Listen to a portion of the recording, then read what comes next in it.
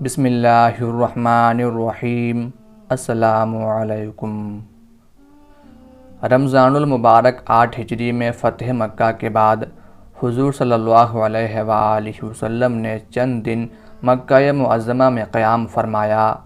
اسی زمانے کا ذکر ہے کہ ایک دن ادھیڑ عمر کے ایک ہٹا کٹا جوان، جن کے خد و خال ان کے قریشی اور مکی ہونے کی غمازی کر رہے تھے، جھجکتے حضور صلی اللہ علیہ وآلہ وسلم کے کاشان اقدس پر حاضر ہوئے۔ ان پر نظر پڑتے ہی سرور کونین صلی اللہ علیہ وآلہ وسلم کے روح انور پر بشاشت پھیل گئی۔ آپ صلی اللہ علیہ وآلہ وسلم فوراً اٹھ کھڑے ہوئے اور ان صاحب کی طرف اتنی تیزی سے بڑھے کہ ردائے مبارک دوش اقدس سے گر گئی۔ پھر آپ صلی اللہ علیہ وآلہ وسلم نے نہایت گرم جوشی سے ان صاحب کو گلے لگاتے ہوئے فرمایا، خوش آمدید اے پردیسی سوار، خوش آمدید اے پردیسی سوار۔ ان صاحب نے پاس کھڑی ہوئی ایک نقابپوش خاتون کی طرف اشارہ کر کے کہا، یا محمد صلی اللہ علیہ وآلہ وسلم، اس سے معلوم ہوا ہے کہ آپ نے مجھے امان دے دی ہے۔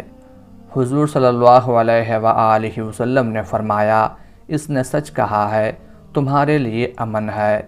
حضور صلی اللہ علیہ وآلہ وسلم کا ارشاد سن کر ان صاحب پر شادی مرگ سی کیفیت طاری ہو گئی۔ انہوں نے فرط ندامت سے سر جھکا لیا اور رقت بھرے لہجے میں یوں عرض پیرا ہوئے، میں شہادت دیتا ہوں کہ اللہ ایک ہے، اس کا کوئی شریک نہیں، اور میں شہادت دیتا ہوں کہ بے شک آپ اس کے بندے اور رسول ہیں۔ اللہ کی قسم، آپ تمام لوگوں میں سب سے بھلے، سب سے زیادہ صادق و امین اور سب سے زیادہ قول و اقرار کو پورا کرنے والے ہیں۔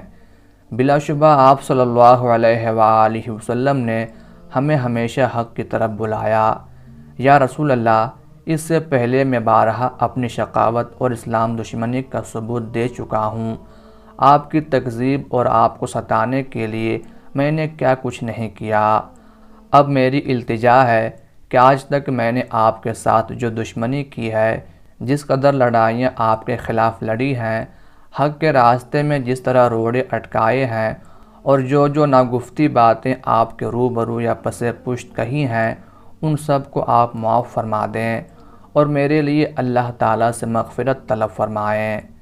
نبی رحمت صلی اللہ علیہ وآلہ وسلم نے اسی وقت ہاتھ اٹھائے، آسمان کی طرف نظر کی اور بارگاہ رب العزت میں یوں دعا کی، الہی، ہر وہ عداوت جو اس شخص نے میرے ساتھ برتی، اس کی ہر وہ کوشش اور لشکر کشی جو اس نے تیرے نور کو بجھانے کے لیے کی، اور اس کی ہر وہ بات جو اس نے میرے روبرو یا پس پشت میری آبرو ریزی کے لیے کی، ان سب کو معاف فرما دے۔ لسان رسالت صلی اللہ علیہ وآلہ وسلم سے یہ دعا سن کر ان صاحب کا چہرہ چمک اٹھا اور انہوں نے عرض کیا، یا رسول اللہ، آپ کے علم میں جو بات میرے لیے سب سے بھلی ہے، للہ وہ مجھ کو سکھائیے تاکہ میں اس پر ہمیشہ عمل کرتا رہوں۔ حضور صلی اللہ علیہ وآلہ وسلم نے فرمایا، صدق دل سے اللہ کی وحدانیت اور میری عبدیت اور رسالت کی شہادت دیا کرو اور اللہ کے راستے میں جہاد کرتے رہو۔ ان صاحب نے بڑے جوش سے عرض کیا، یا رسول اللہ، اللہ کی قسم، میں نے آج تک جس قدر مال دعوت حق کو پھیلنے سے روکنے کے لیے صرف کیا، اس سے 2 گنا اب اللہ کی راہ میں خرچ کروں گا، اور جس قدر لڑائیاں میں نے حق کے خلاف لڑی ہیں، اب اللہ کے راستے میں ان سے 2 گنا جہاد کروں گا۔ سرور کائنات صلی اللہ علیہ وآلہ وسلم نے ان کے اس عہد اور جذبے کی تحسین فرمائی اور ان کی استقامت کے لیے مقرر دعا کی۔ جب وہ صاحب دربار رسالت سے رخصت ہوئے تو ان کی آنکھوں سے سیل اشک رواں تھا اور ان کا چہرہ نور ایمان سے اس طرح روشن تھا کہ اس پر نظر نہیں ٹھہرتی تھی۔ یہ صاحب جن کے آستان اسلام پر حاضری حضور صلی اللہ علیہ وآلہ وسلم کی بے حد و نہایت مسرت اور شادمانی کا باعث ہوئی، اور جن کی مغفرت کے لیے ساقی کوثر صلی اللہ علیہ وآلہ وسلم نے بلا تامل دست دعا پھیلا دیے، مشہور دشمن اسلام ابو جہل کے فرزند حضرت اکرمہ رضی اللہ تعالی عنہ تھے۔ حضرت اکرمہ رضی اللہ تعالی عنہ کا شمار ان صحابہ کرام رضی اللہ عنہم میں ہوتا ہے جو زمانے جاہلیت میں اسلام دشمنی میں اپنی نظیر آپ تھے، لیکن انہوں نے قبول اسلام کے بعد اپنے جوش ایمان، اخلاص عمل اور ایثار و قربانی کے ایسے نقوش صفحہ تاریخ پر ثبت کیے کہ ان کی تابانی سے آج تک بزم عالم جگمگا رہی ہے۔ حضرت اکرمہ رضی اللہ تعالی عنہ کا تعلق قریش کی مشہور شاخ بنو مخزوم سے تھا۔ دور جاہلیت میں قریش نے جو عسکری نظام قائم کیا تھا اس میں فوج کی سپہ سالاری اور فوجی کیمپوں کے انتظام اور دیکھ بھال کی ذمہ داری بنو مخزوم ہی سے متعلق تھی۔ اس اعتبار سے عمارت اور حکومت حضرت اکرمہ رضی اللہ تعالی عنہ کے گھر کی کنیز تھی۔ حضرت اکرمہ رضی اللہ تعالی عنہ نے اس دشمن اسلام کے گھر جنم لیا جو مشرکین قریش کا سرخیل تھا۔ عقل کے ان اندھوں سے اپنے لیے ابو الحکم کا لقب سن کر اس بد دماغ شخص کی اکڑ اور رعونت میں اور اضافہ ہو جاتا تھا، لیکن اس کی اس بد دماغی، تکبر اور اسلام دشمنی نے اس کو اہل حق سے ابو جہل کا خطاب دلوایا تھا۔ اس خطاب نے ایسی شہرت پائی کہ آج ابو جہل کے اصل نام عمرو بن ہشام سے بہت کم لوگ آگاہ ہیں۔ ابو جہل نے نبی رحمت صلی اللہ علیہ وآلہ وسلم کی ایذا رسانی اور حق کی آواز کو دبانے کے لیے مسلسل 13 سال تک جو مذموم حرکتیں کیں وہ اس کی شقاوت اور تیرہ بختی کا منہ بولتا ثبوت اور تاریخ کا ایک المناک باب ہے۔ ابو جہل کی زندگی کا یہی پس منظر تھا کہ جب وہ غزوہ بدر میں ہلاک ہوا اور اس کا ناپاک سر حضور صلی اللہ علیہ وآلہ وسلم کے سامنے لایا گیا تو آپ صلی اللہ علیہ وآلہ وسلم نے بے ساختہ اس کو خطاب کر کے فرمایا، ہر قسم کی حمد و ستائش اس اللہ کو سزاوار ہے جس نے اے اللہ کے دشمن تجھے ذلیل کیا۔ پھر آپ صلی اللہ علیہ وآلہ وسلم نے فرمایا، اس امت کا فرعون مر گیا۔ حضرت اکرمہ رضی اللہ تعالی عنہ نے اسی دشمن خدا باپ کی آغوش تربیت میں پرورش پائی تھی۔ ظاہر ہے کہ کفر و شرک کے اس ماحول کا انہوں نے کیا اثر قبول کیا ہوگا۔ باپ نہ صرف اپنے قبیلے کا رئیس بلکہ ایک کامیاب تاجر بھی تھا اور اس کے گھر میں دولت کی ریل پیل تھی۔ اس نے اکرمہ رضی اللہ تعالی عنہ کو بڑے ناز و نعم سے پالا اور انہیں اپنے رنگ میں رنگنے کے لیے کوئی دقیقہ فروگزاشت نہ کیا۔ اس کے ساتھ ہی اس نے اپنے فرزند دلبند کی جسمانی اور عسکری تربیت اس انداز سے کی کہ جب وہ بڑے ہوئے تو پہلوانی، قدر اندازی، شمشیر زنی، نیزہ بازی اور شہ سواری میں اپنے قبیلے کی ناک متصور ہوتے تھے۔ اسلام دشمنی میں بھی وہ اپنے باپ کے دست و بازو ثابت ہوئے اور سالہ سال تک ان کی جسمانی قوت، شجاعت و بصالت اور فنون حرب میں مہارت حق کی بہہ کنی میں صرف ہوتی رہی۔ غزوہ بدر میں وہ اپنے باپ کے ساتھ گئے اور بڑے جوش و جذبے سے لڑائی میں حصہ لیا۔ ہنگامہ کارزار میں حضرت معاذ بن حارث انصاری رضی اللہ تعالی عنہ نے ابو جہل کو سخت مجروح کر دیا تو اکرمہ رضی اللہ تعالی عنہ باپ کا بدلہ لینے کے لیے حضرت معاذ رضی اللہ تعالی عنہ پر جھپٹ پڑے اور اپنی تلوار کے وار سے ان کا بازو کاٹ ڈالا۔ حضرت معاذ رضی اللہ تعالی عنہ اسی حالت میں اکرمہ کے مقابلے پر ڈٹ گئے۔ اکرمہ رضی اللہ تعالی عنہ ان کے جوش ایمان کی تاب نہ لا سکے اور اپنا گھوڑا دوڑا کر دوسری طرف چلے گئے۔ بدر کے بعد جن لوگوں نے مشرکین مکہ کو ہزیمت بدر کا انتقام لینے پر ابھارا ان میں بھی اکرمہ رضی اللہ تعالی عنہ پیش تھے۔ چنانچہ میدان احد میں وہ مشرکین کی فوج کے سرکردہ افسروں میں سے ایک تھے۔ کوہ احد کے درہ عینین پر حضور صلی اللہ علیہ وآلہ وسلم نے 50 تیر انداز اس غرض سے متعین فرمائے تھے کہ مشرکین اس درے میں سے گزر کر مسلمانوں کی پشت کی جانب سے حملہ آور نہ ہو سکیں۔ لڑائی کے پہلے دور میں مشرکین کو ہزیمت ہوئی اور درہ پر متعین بیشتر تیر اندازوں نے اپنی جگہ چھوڑ دی تو یہ اکرمہ رضی اللہ تعالی عنہ اور خالد بن ولید رضی اللہ تعالی عنہ ہی تھے جنہوں نے مسلمانوں کی اس کمزوری کو بھانپا اور اپنے فوجی دستوں کے ساتھ اس درے سے گزر کر مسلمانوں پر طوفانی حملہ کر دیا۔ اس اچانک حملے کی وجہ سے اہل حق کو سخت نقصان اٹھانا پڑا۔ کہا جاتا ہے کہ غزوہ احد میں اکرمہ رضی اللہ تعالی عنہ مشرکین کے میسرہ کے افسر تھے اور وہ اپنی اہلیہ کو بھی ہودج میں سوار کر کے میدان جنگ میں ساتھ لائے تھے۔ 5 ہجری میں عرب کے مشرکین اور یہود نے ایکا کر کے مرکز اسلام مدینہ منورہ پر یلغار کی تو اکرمہ رضی اللہ تعالی عنہ بھی بنو کنانہ کو ابھار کر اپنے ساتھ لے گئے اور غزوہ احزاب میں مسلمانوں کے خلاف بڑھ چڑھ کر حصہ لیا۔ رمضان المبارک 8 ہجری میں حضور صلی اللہ علیہ وآلہ وسلم مکہ معظمہ میں فاتحانہ داخل ہوئے تو اس وقت بھی اکرمہ رضی اللہ تعالی عنہ نے اپنے بعض ساتھیوں سے مل کر مسلمانوں کے ایک دستے کی مزاحمت کی، لیکن لشکر اسلام کے سیل بے پناہ کے سامنے ان کی کچھ پیش نہ چلی اور وہ اپنے 24 آدمی کٹوا کر پسپا ہو گئے۔ مکہ معظمہ پر قبضہ کے بعد حضور صلی اللہ علیہ وآلہ وسلم چاہتے تو مشرکین قریش کی تکہ بوٹی کروا سکتے تھے۔ یہ وہی لوگ تو تھے جنہوں نے آپ صلی اللہ علیہ وآلہ وسلم کو اور آپ کے ساتھیوں کو ستانے میں کوئی کسر اٹھا نہ رکھی تھی۔ آپ صلی اللہ علیہ وآلہ وسلم کو وطن سے نکالا تھا اور پھر مدینہ منورہ میں بھی 7 سال تک اہل حق کو چین سے نہ بیٹھنے دیا تھا، لیکن آپ صلی اللہ علیہ وآلہ وسلم رؤوف الرحیم اور رحمت للعالمین تھے۔ آپ صلی اللہ علیہ وآلہ وسلم کی شان رحیمی نے ان کو ہلاک کرنا گوارا نہ کیا، بلکہ آپ صلی اللہ علیہ وآلہ وسلم کا ابر عفو و کرم ان پر ایسا جھوم جھوم کر برسا کہ سبھی خواص و عوام اس سے مقدور بر فیض یاب ہوئے۔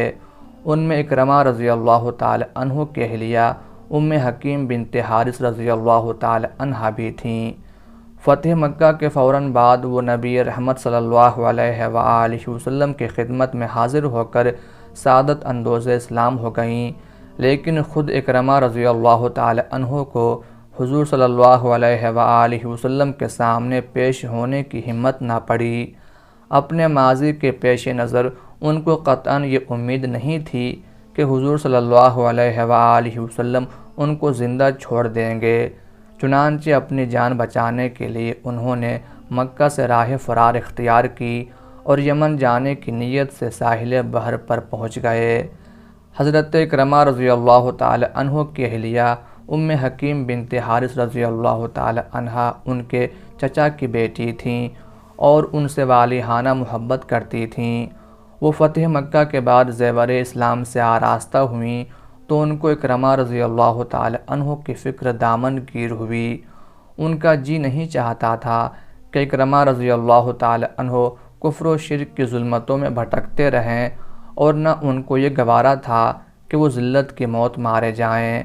انہوں نے بارگاہ رسالت میں عرض کی، یا رسول اللہ صلی اللہ علیہ وآلہ وسلم، میرے شوہر جان کے خوف سے روپوش ہو گیا ہے، اگر آپ اس کو امان دیں تو میں اس کو تلاش کر کے آپ کی خدمت میں لاؤں۔ حضور صلی اللہ علیہ وآلہ وسلم کا دریائے رحمت جوش پر تھا۔ آپ صلی اللہ علیہ وآلہ وسلم نے فرمایا، تیرے شوہر کو امان ہے، اس کو لے آؤ۔ ادھر حضرت اکرمہ رضی اللہ تعالی عنہ ایک کشتی پر سوار ہو گئے تھے۔ کچھ دور جا کر یہ کشتی باد مخالف کی لپیٹ میں آ گئی اور آگے جانے کی بجائے پیچھے ہٹنے لگی۔ طوفان بعد اس کو ہچکولے پر ہچکولے دیتا تھا اور یوں معلوم ہوتا تھا کہ اب ڈوبی۔ اس نازک گھڑی میں حضرت اکرمہ رضی اللہ تعالی عنہ نے لات و عزیٰ کو پکارنا شروع کر دیا۔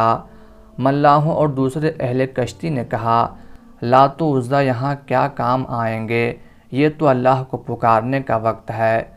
حافظ ابن حجر رحمۃ اللہ علیہ نے الاصابہ میں لکھا ہے کہ ملاحوں کی بات نے حضرت اکرمہ رضی اللہ تعالی عنہ کے دل پر خاص اثر کیا۔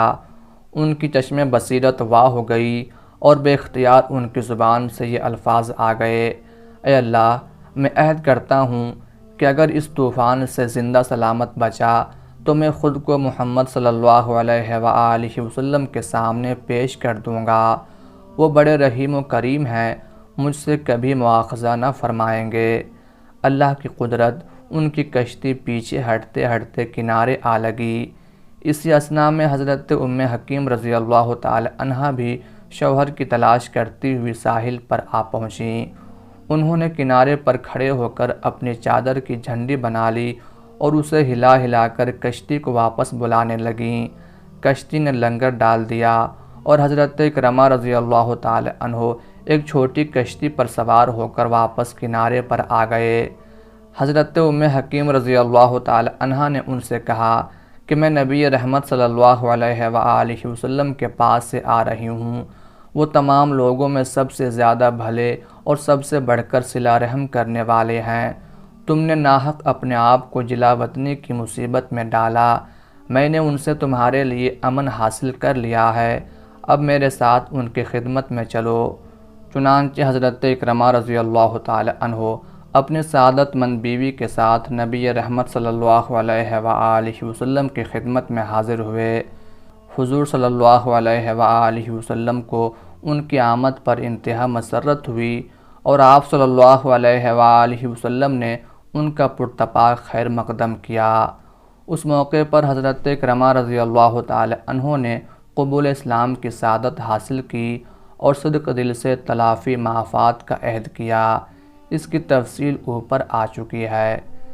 امام حاکم رحمۃ اللہ علیہ نے مستدرک میں لکھا ہے کہ اگرچہ حضرت اکرمہ رضی اللہ تعالی عنہ نے سچے دل سے اسلام قبول کر لیا تھا اور نبی رحمت صلی اللہ علیہ وآلہ وسلم نے ان کی مغفرت کے لیے دعا بھی کی تھی، لیکن لوگوں کو ان کے باپ اور ان کی اپنی اسلام دشمنی کا زمانہ کسی طرح بھلائے نہ بھولتا تھا اور وہ حضرت اکرمہ رضی اللہ تعالی عنہ کو اللہ کے دشمن کا بیٹا کہہ کر پکارتے تھے۔ حضور صلی اللہ علیہ وآلہ وسلم کے سمع مبارک تک یہ بات پہنچی تو آپ صلی اللہ علیہ وآلہ وسلم نے لوگوں کو جمع کر کے مخصوص خطبہ دیا، جس میں فرمایا، لوگوں سن لو کہ جو جاہلیت میں معزز تھا وہ اسلام میں بھی معزز ہے، کسی کافر کی وجہ سے کسی مسلمان کا دل نہ دکھاؤ۔ حضور صلی اللہ علیہ وآلہ وسلم کے اس خطبے کے بعد لوگ متنبہ ہو گئے اور پھر کبھی کسی نے ان کو دشمن خدا کا بیٹا ہونے کا طعنہ نہ دیا۔ قبول اسلام کے بعد حضرت اکرمہ رضی اللہ تعالی عنہ کی زندگی میں یکسر انقلاب آ گیا اور وہ مثالی سیرت و کردار کے ایک پیکر جمیل بن گئے۔ شوق جہاد، انفاق فی سبیل اللہ، زہد و عبادت اور شغف قرآن ان کی زندگی کے اس دور کے نمایاں پہلو تھے۔ اب ان کو ایک ہی فکر تھی کہ کسی طرح اپنے زمانے جاہلیت کی تلافی کر دیں۔ حافظ ابن عبد البر رحمۃ اللہ علیہ نے الاستیاب میں لکھا ہے کہ اسلام لانے کے بعد وہ نہایت کثرت سے نمازیں پڑھتے تھے اور اکثر توبہ و استغفار میں مشغول رہتے تھے۔ دل میں ایسا سوز و گداز پیدا ہو گیا تھا کہ کسی کو تکلیف میں دیکھ کر چشم پر آب ہو جاتے تھے۔ قرآن حکیم سے ایسا عشق ہو گیا تھا کہ اس کو جوش عقیدت میں بے تابانہ چہرے پر رکھ لیتے اور میرے اللہ کی کتاب، میرے اللہ کی کتاب کہہ کر رونے لگتے۔ تلاوت قرآن نہایت تاثر کے ساتھ کرتے، پڑھتے وقت آنکھوں سے سیل اشک رواں رہتا تھا۔ فتح مکہ کے بعد حنین، طائف اور تبوک کے غزوات پیش آئے۔ ان سب میں حضرت اکرمہ رضی اللہ تعالی عنہ نے حضور صلی اللہ علیہ وآلہ وسلم کے ہم رکابی کا شرف حاصل کیا۔ طبرانی رحمۃ اللہ علیہ کا بیان ہے کہ 10 ہجری میں حضور صلی اللہ علیہ وآلہ وسلم نے حضرت اکرمہ رضی اللہ تعالی عنہ کو صدقہ کی وصولی کے لیے عامل بنا کر قبیلہ حوازن کی طرف روانہ کیا تھا۔ 11 ہجری میں حضور صلی اللہ علیہ وآلہ وسلم کا وصال ہوا تو اس وقت حضرت اکرمہ رضی اللہ تعالی عنہ یمن میں تھے۔ شام میں مسلمانوں کو جو لڑائیاں پیش آئیں ان میں سب سے سخت یرموک کی لڑائی تھی۔ اس میں رومی فرما روا ہرقل نے کئی لاکھ رومی جنگجوؤں کو کثیر سامان حرب و ضرب کے ساتھ مسلمانوں کے مقابلے پر لا ڈالا تھا۔ رومیوں کی تعداد کے بارے میں مورخین میں اختلاف ہے۔ ایک محتاط اندازے کے مطابق ان کی تعداد 2 لاکھ اور 5 لاکھ کے درمیان تھی۔ شام میں موجود تمام مسلمان فوجوں کی تعداد مل کر 40,000 کے لگ بھگ بنتی تھی۔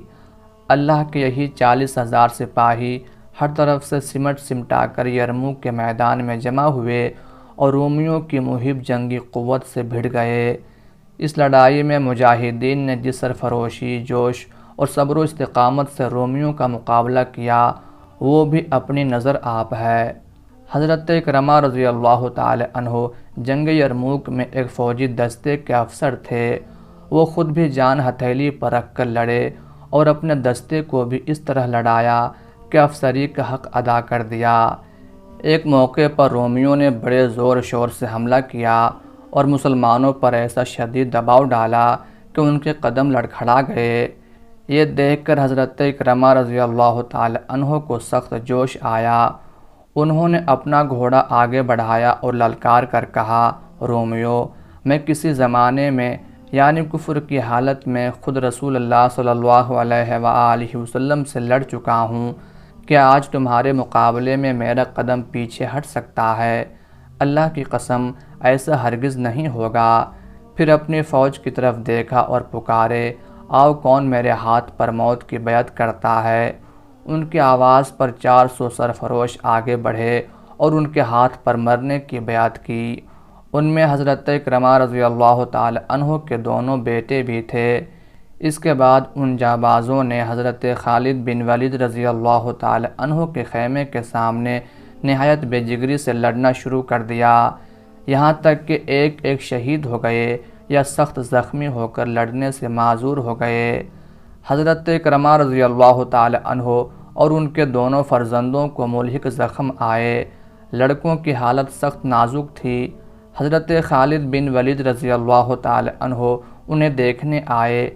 ایک کا سر اپنی ران پر اور ایک کا پنڈلی پر رکھ لیا، پھر ان کے چہروں سے خون پونچھا اور حلق میں پانی ٹپکانا شروع کیا۔ ساتھ ساتھ کہتے جاتے تھے، اللہ کی قسم، ابن حنتمہ یعنی حضرت عمر فاروق رضی اللہ تعالی عنہ کا گمان درست ثابت نہیں ہوا کہ ہم بنو مخزوم شہادت حاصل کرنا نہیں چاہتے۔ ان الفاظ کا پس منظر یہ تھا کہ زمانے کفر میں مخزومیوں نے اسلام دشمنی میں جو سرگرمی دکھائی تھی، اس کے پیش نظر کسی وقت حضرت عمر فاروق رضی اللہ تعالی عنہ نے یہ خیال ظاہر کیا تھا کہ شاید مخزومیوں کو شہادت کی سعادت نصیب نہ ہو۔ اس موقع پر حضرت خالد بن ولید رضی اللہ تعالی عنہ نے حضرت عمر رضی اللہ تعالی عنہ کے اسی گمان کی طرف اشارہ کیا تھا اور شدت جذبات میں ان کا نام ان کی ماں یعنی حنتمہ کی نسبت سے لیا تھا۔ بعض مورخین نے لکھا ہے کہ جب حضرت اکرمہ رضی اللہ تعالی عنہ پر حالت نزاع طاری تھی، انہوں نے پانی مانگا۔ ایک شخص دوڑ کر پانی لایا۔ جو ہی انہوں نے پیالہ منہ کو لگایا، پاس سے ایک اور زخمی نے پانی مانگا۔ حضرت اکرمہ رضی اللہ تعالی عنہ نے پیالہ ان کی طرف بڑھا دیا اور خود ابدی نیند سو گئے۔ دوسرے زخمی نے ابھی پانی نہیں پیا تھا کہ ایک اور زخمی کو پانی پانی پکارتے سنا۔ انہوں نے بھی پیالہ اپنے منہ سے ہٹا کر ان کی طرف بھیج دیا۔ اسی طرح 7 زخمی مجاہدین یکے بعد دیگر پانی کا ایک قطرہ چکھے بغیر دنیا سے رخصت ہو گئے۔ ہر ایک نے اپنی پیاس پر دوسرے کی پیاس کو ترجیح دی اور ایثار و بے نفسی کی ایک ایسی مثال قائم کر دی جو تاابد مسلمانوں کے لیے مشعل راہ بنی رہے گی۔ حضرت اکرمہ رضی اللہ تعالی عنہ کے علو مرتبت کا اندازہ اس بات سے کیا جا سکتا ہے کہ نبی رحمت صلی اللہ علیہ وآلہ وسلم نے 2 موقعوں پر ان کے جنتی ہونے کی بشارت دی۔ ایک روایت میں ہے کہ ایک دفعہ حالت کفر میں حضرت اکرمہ رضی اللہ تعالی عنہ نے ایک مسلمان کو شہید کر ڈالا۔ حضور صلی اللہ علیہ وآلہ وسلم کو خبر ملی تو آپ صلی اللہ علیہ وآلہ وسلم متبسم ہو گئے۔ صحابہ رضی اللہ عنہم نے متعجب ہو کر عرض کیا، یا رسول اللہ، ہمارے ماں باپ آپ پر قربان، آپ کے تبسم کا کیا سبب ہے؟ فرمایا، میں نے عالم غیب میں دیکھا ہے کہ قاتل اور مقتول دونوں ایک دوسرے کا ہاتھ پکڑے جنت کو جا رہے ہیں۔ ایک روایت میں ام المومنین حضرت ام سلمہ رضی اللہ تعالی عنہ فرماتی ہیں کہ ایک دن رسول اللہ صلی اللہ علیہ وآلہ وسلم نے مجھے بتایا کہ میں عالم خواب میں جنت میں گیا، وہاں میں نے کھجور کا ایک درخت دیکھا جو دوسرے تمام درختوں سے بھلا معلوم ہوتا تھا۔ میں نے پوچھا یہ کس کا درخت ہے؟ مجھے بتایا گیا کہ یہ ابو جہل کا درخت ہے۔ مجھے حیرت ہوئی کہ ابو جہل جیسے اسلام دشمن کا درخت جنت میں۔ اس واقعہ کے چند سال بعد جب حضرت اکرمہ رضی اللہ تعالی عنہ مشرف اسلام ہوئے تو حضور صلی اللہ علیہ وآلہ وسلم نے خوش ہو کر فرمایا، اکرمہ رضی اللہ تعالی عنہ ابو جہل کا وہی درخت ہے جس کو میں نے خواب میں جنت میں دیکھا تھا۔